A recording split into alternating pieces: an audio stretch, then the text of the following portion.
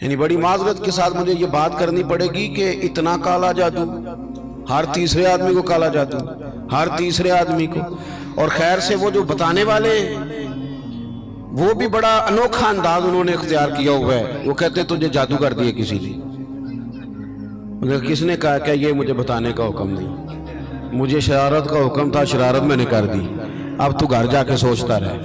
اسی طرح ڈھیروں قسم کے ملنگ ہمارے کھاتے پڑ گئے، ٹال پہنے ہوئے، اور وہ آ گئے. وہ لوگوں کو قسمت کا حال بتاتے ہیں.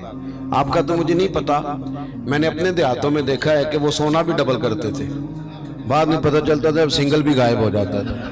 ہنسے نہیں جی، اونچا نہیں ہنسنا چاہیے کبھی بھی. یہ محافل ہے ہماری، سنجیدہ ماحول ہے.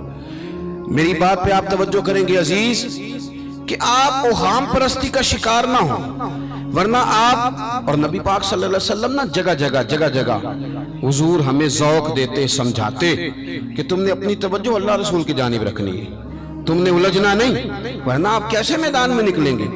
فوجی کہہ دے ہمیں کالا جادو ہو گیا، ہم سے جایا نہیں جاتا، تو جنگ ہوگی. کوئی کہہ دے ہم پر تو وہ فلانے نے آسیب کرا دیا ہے تو ہم دفتر نہیں جا سکتے، تو کاروبار زندگی چلے گا. کن چکروں میں پڑ گئے. جادو ہوتا ہے، اس کی حقیقت سے انکار نہیں، لیکن اتنا کچا ماحول، اتنی کمزور بات، یہ اہل ایمان کا شیوا نہیں ہے. آپ مضبوط رہیں. عارف رومی رحمت اللہ علیہ فرماتے میں کبھی بھی زندگی میں کوئی بات اس لیے نہیں کی کہ مجمع ہنسے، اور ہنسنا ویسے بھی شریعت میں مسکرانا ہے، کہہ کا لگا کے تو روٹین میں بھی ہنسنے سے پرہیز کرنی چاہیے. وہ کہتے ہیں ایک بادشاہ تھا تو اس کا بھی ذہن بن گیا تھا کہ پتہ نہیں یہ کیا ہو جاتا ہے. کچھ یہ لوگ نا ہمارا وہم بڑھاتے ہیں، آج کل جو تویز دھاگے والے لوگ ہیں نا، یہ اور اضافہ کرتے ہیں اس کے اندر، اور کہانیاں بنا کے دیتے ہیں، لوگ اور زیادہ الجھ جاتے ہیں. بادشاہ تھا تو وہ شکار کرنے جاتا تھا تو اس کے ذہن میں یہ خیال تھا کہ اگر رستے میں کوئی بندہ میرے متھے لگ جائے تو میرا شکار ٹھیک نہیں ہوتا. تو وہ کیا کرتا، وہ جب سفر کے لیے نکلتا تو لوگوں سے کہتا سارے رستے خالی کرا دو، میں نے شکار کے لیے جانا ہے. لوگ رستے خالی کرا دیتے. ایک دن ایک آدمی بیچارہ نے ایک آنکھ سے اسے نظر نہیں آتا، وہ کوئی جنگل سے لکڑیاں کاٹ کے آ رہا تھا تو اچانک وہ چڑھ گیا. اذانیں زیادہ ہوتی ہوں تو ایک کا ہی جواب دینا ضروری ہوتا ہے، وہ ہم دے چکے ہیں، اس لیے آپ توجہ کریں میری بات. تو وہ بیچارہ چڑھ گیا لکڑ ہارا سڑک پہ. اس کے سپاہیوں نے بندے تو بڑے ہٹائے تھے پر یہ غلطی سے آ گیا، انہوں نے پکڑ لیا، بادشاہ کے سامنے پیش کیا. بادشاہ کہنے لگا تمہیں نہیں پتا کہ میرے رستے میں کوئی آئے تو میرا شکار نہیں ٹھیک ہوتا، اس کو باندھ دو. دھوپ بڑی سخت تھی، درخت کے ساتھ باندھ دیا. کہا جا رہا ہوں، واپس آتا ہوں، اگر شکار ٹھیک ہو گیا تو چھوڑ دوں گا ورنہ اسے قتل کر دوں گا. 2 بندے اس کے سرانے کھڑے کر دیے تلوار لے کر کے. اب وہ بیچارہ صبح سے بندہ ہے. بادشاہ چلا گیا. اتفاق کی بات یہ کہ آج شکار پہلے سے بھی اچھا ہوا، خوب ہوا. بادشاہ واپس آیا. اب یہ دھوپ میں بندہ ہے، کسی نے پانی بھی نہیں پوچھا. تنگ آمد بجنگ آمد. بندہ جب پورا تنگ آئے تو پھر جنگ بھی بڑی کرتا ہے. اس نے کہا یار آج مرنا تو ہے، اب مرنا سچ بول کے. بادشاہ نے کہا اسے کھول دو، آج میرا شکار بڑا اچھا ہوا ہے، لہذا اسے کچھ نہیں کہنا، کھول دو. رسیاں کھول دی تو پتہ کا شخص کہتا بادشاہ ایک بات کر لوں میں بھی، مار تو جانا ہی ہے پر ایک بات کر لوں. کہنے لگا کرو. کہنے لگا تم نے صبح میرا منہ دیکھا تھا، تمہارا شکار بڑا اچھا ہوا ہے، دن بڑا اچھا گزرا ہے، پر میں نے آج سویرے تمہارا منہ دیکھ لیا تھا، تو دیکھو میرا بیچارے کا کیا حال ہوا ہے کہ صبح سے یہاں. اب تم بتاؤ منحوس میں ہوں کہ تم ہو؟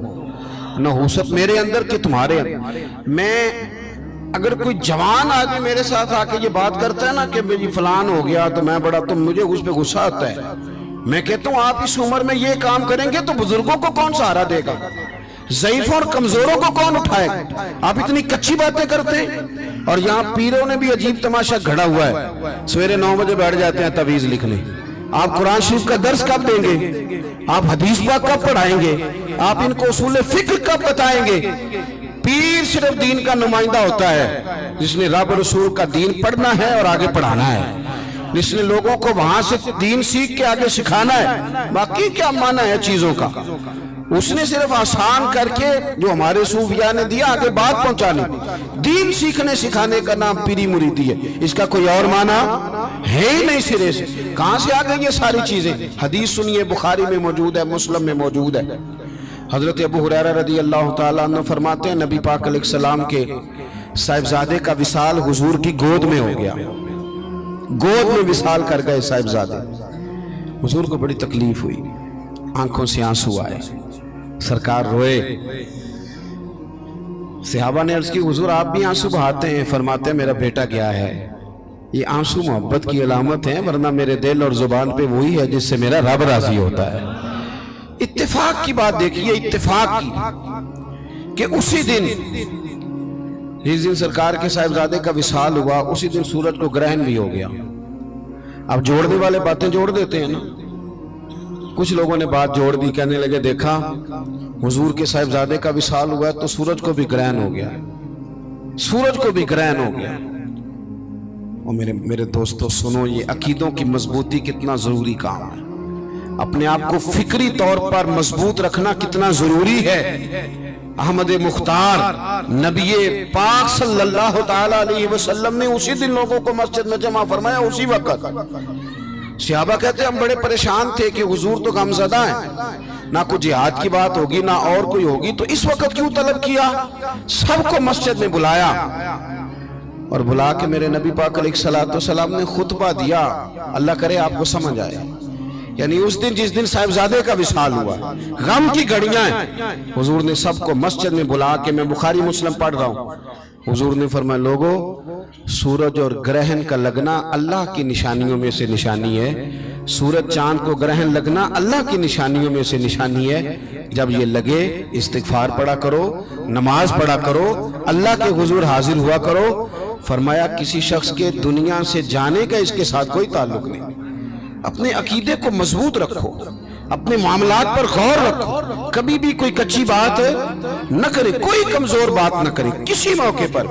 हम तो सूफिया किराम के जानने वाले हैं, और वो लोग तो इतने मजबूत थे नजरियात के, इतने पक्के थे, तो हर शख्स को कहते थे कि देखना तेरे दिल में गैर का ख्याल ना आए, रब रसूल का ख्याल रहे।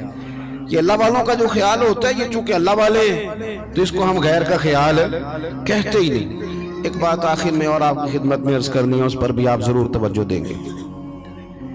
थोड़ा सा ना हुजूर की सीरत में एक तीसरी बात जो बड़ी जरूरी आपसे अर्ज करनी, उस पर आप गौर करेंगे। दूसरों के जज्बात का, एहसासात का ख्याल रखना मेरे महबूब पाक अलैहिस्सलाम की सीरत का खूबसूरत जोज़ है, खूबसूरत।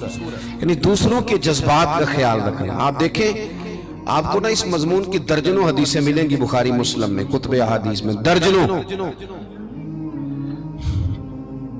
हुजूर फरमाते मेरा दिल चाहता है कि लंबी नमाज पढ़ाऊं। नमाज किसकी? अल्लाह की। दिल चाहता है कि नमाज लंबी पढ़ाऊं, लेकिन हुजूर फरमाते हैं फिर मुझे पीछे बच्चों का ख्याल आता है, बीमारों का ख्याल आता है। हुजूर नमाज रब की, ख्याल बंदों का। नमाज में हुजूर फरमाते हैं कि मैं ना इसलिए लंबी नहीं करता कि लोगों को तकलीफ न हो।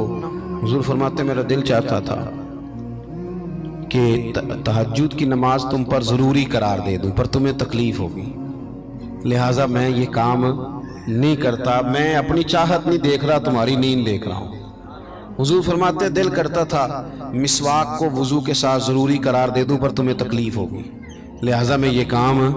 आप मेरी बात समझ रहे हैं भाई? इतना एहसास। मुस्लिम शरीफ में हदीस है, सरवरे कायनात सल्लल्लाहु ताला अलैहि वसल्लम की खिदमत में अर्ज किया गया, हुजूर ये इमाम है, ये लंबी नमाज पढ़ाते हैं। अब जाहिर है वो कुरान शरीफ ही पढ़ते होंगे, अच्छे जज्बात के साथ करते होंगे, लेकिन हुजूर ने बड़े उनको तंबीह फरमाई और फरमाया मैं लोगों को दीन के करीब करता हूं तो दूर करता है। जब लोगों को नमाज पढ़ाए तो एतदाल के साथ पढ़ा, दरमियाने तरीके। खुद पढ़ तो जितनी मर्जी पढ़, थोड़ा सा ना जज्बात का ख्याल करें।